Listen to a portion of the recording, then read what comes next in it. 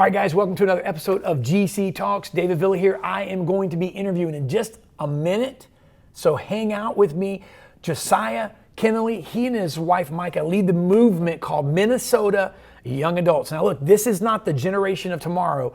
It's not the generation of one day, but the young people, the young adults. I'm talking about the ones that work for you, the ones that have that business down the street, the ones that you may have discounted. These are the adults. These are the ones, the church of today. So listen, Josiah's going to get into this. Make sure you check it out. I'll talk to you in just a few.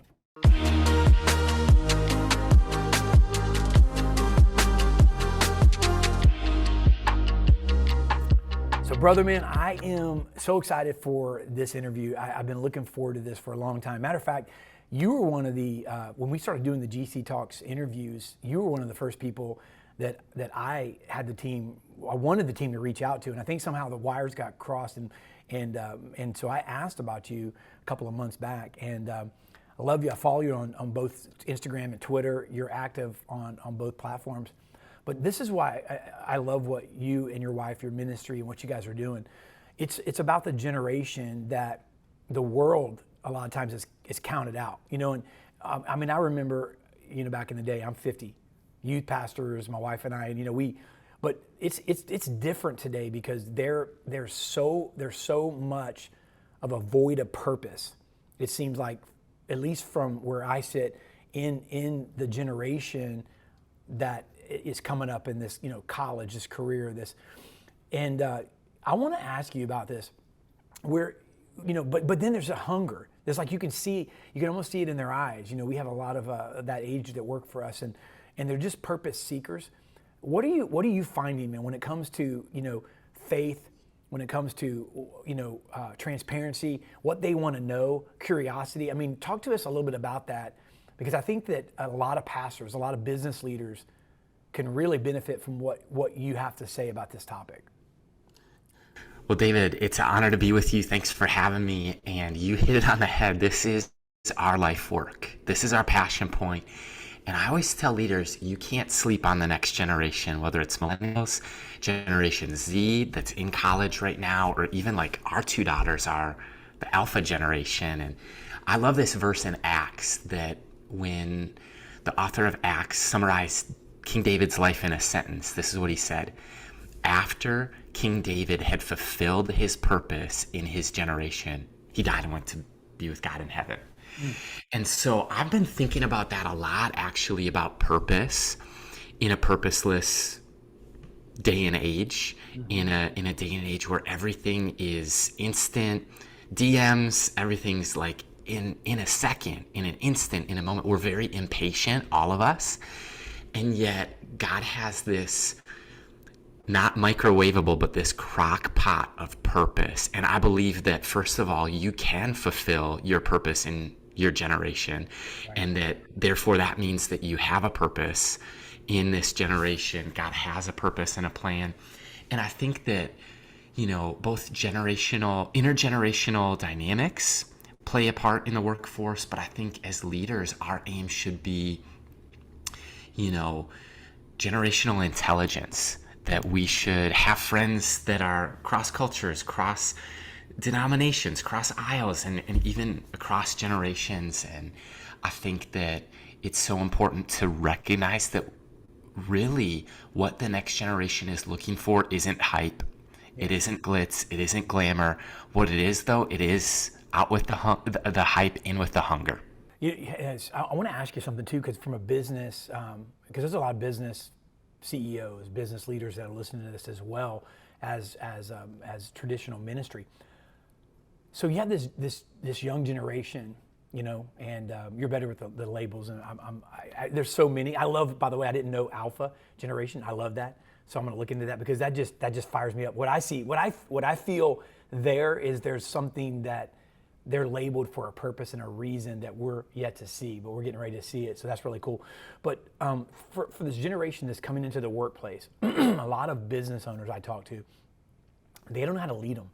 And they look at them and they're saying that, and they view it, like you said, they view it maybe purposeless. And I think they got it wrong. I know they do. But what I want to ask you is this work-life balance. What some of these up and comers, man, they view as maybe my parents were out of balance in this. At the same time, how we can kind of link that with making sure that they know they have a purpose, because at the same time, God created them, like He did anyone else, where there's a desire on the inside of them to see something built, something happen. So I want to talk to you, about this, and these are unscripted, but I know this is your heart. What would you say to the CEOs, the business owners, the leaders about how to ignite a fire inside the generation that they think can't catch on fire?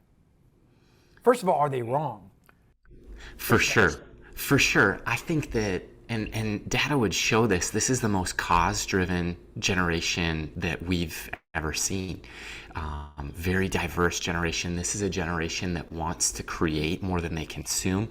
They want to add value, to make a difference, to do something significant, to change the world truly. And I would say that what I see, especially when it comes to the workforce, is longevity and consistency isn't being rewarded currently in most organizations. And so, like, if you're young and you're up and coming, and let's say one of the top things that I see and I hear from young adults is they're like, man, there's no room for growth in this company, so I've got to go somewhere else just to scratch that itch, just to grow. So what's the reason that somebody would stay? Can you paint a picture of a preferred future? Is there a vision that you can cast that's worth living for, dying for, giving your life to, and adding value to? Like, when they picture even just 3 months or 3 years from today, is your organization or your team dynamics, is that something that they see as a part of their growth and investing in them? And I think sometimes I've heard it that the fear of leaders, maybe a CEO, is, well, like, what if we invest in somebody and they move or they move on? Yeah. I heard Patrick Lencioni correct that question. He's like, what if you don't invest in them and they stay? There you go. Right? So I think that that's what's at work. And I think so rewarding longevity, painting a picture of the future, and then giving people the opportunity to make mistakes. I think failure can't be fatal. It can't be final. It has to be something that is actually viewed as an experiment, as something to be celebrated, and giving people opportunities. When you were talking, matter of fact, I love one of Patrick's books. It's over a decade old, but it's the 5 Temptations of a CEO, and I love that book. It was one book that I literally read from cover to cover and couldn't put it down. And he talks about a lot of the mistakes that CEOs make that we don't know that we're tempted to make when it comes to people. And but I want to ask you this, because what I heard when you were talking is kind of legacy. I heard I think it was Pastor Jensen Franklin recently was talking about in general, whether it's ministry, whether it's business giftings, whether it's a worship or creativity, that God's called us to pass those things on to the next generation, to speak. And I think that one of the things he's convicted me of as I go through just leading, just doing, and there's an element where somebody will catch what you do from watching, but sometimes you have to be deliberate with it. And what I want to do in this season is actually sit down, not just with my kids, but with others that are here in this organization, and be able to, like, teach them, and talk to them. And sometimes I think the busyness keeps us from doing that. We're so busy sometimes, but how big is that legacy? Because really, that's how you learn. It's almost feel like an apprentice situation. Like, how Paul modeled this with Timothy, and Jesus modeled this with the disciples, and it's really important. So, do you think there's an opportunity there as leaders in general that we always talk about familiarity breeds contempt? Well, I think I don't believe in that. I think if you're an ineffective leader, then familiarity breeds contempt. But Jesus got really familiar with the folks he led. Yeah. What I see is, for previous generations, legacy was a conversation centered around retirement. And so legacy was something you thought about at 60, 65, 70. Right.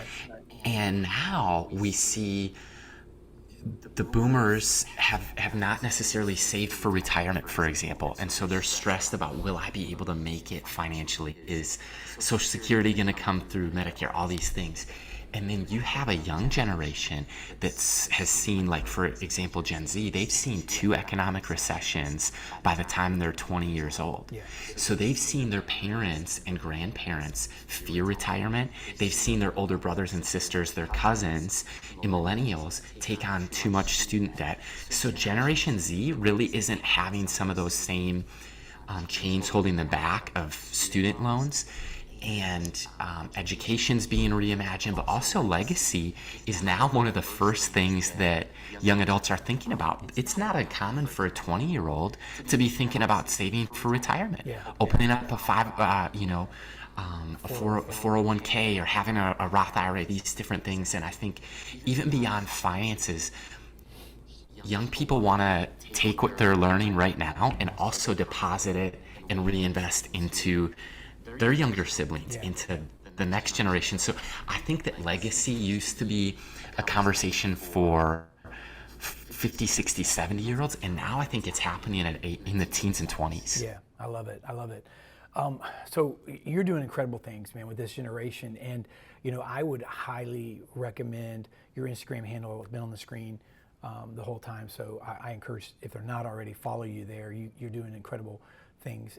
But there's one event coming up in March of 2023, and I would like to see, a lot of business people that are watching now, how about do something because I'm in marketplace ministry, so we have a lot of people, young people, that fall into this category. Matter of fact, I would like to see if they'd like to go. And I'm sure they will all nod their heads if they're sitting around me now watching, and they would all like to go. But to send them to Minneapolis, I want you to talk about that for a second, and I want to put that info on the screen as well. It's the YA Today conference, and it's this is a now thing. It's not a future generation. This is the now.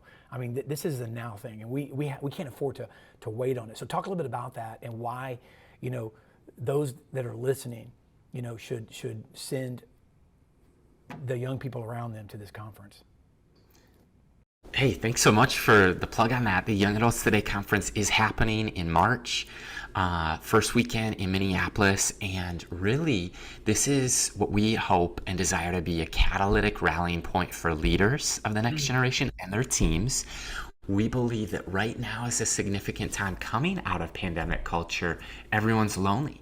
Everyone's been isolated. So we are all longing for relationships that can last a lifetime. And I really believe that we'll see that here in March. And I think the exchange of best practices, the exchange of resources will naturally flow out of that. But I think that, we want to equip leaders, and we want to see a generation reached, equipped, empowered, and really engaged. And so it'll be a fun opportunity. I know my eyes are on it, and it sounds like yours are as well, David, but we would love to host CEOs, leaders, pastors, their teams, and anyone who's passionate about the next generation and leadership. Awesome. Well, the info is on the screen as well.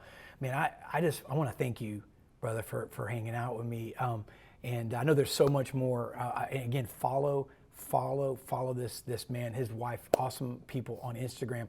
And listen, I look forward to connecting with you further. And I know I'm not young, but I might have to escort some of the young people up there for that in Minneapolis. That'd be pretty cool. Amazing, David. Thanks for having me. Great to spend time together. All right, brother. Talk to you soon.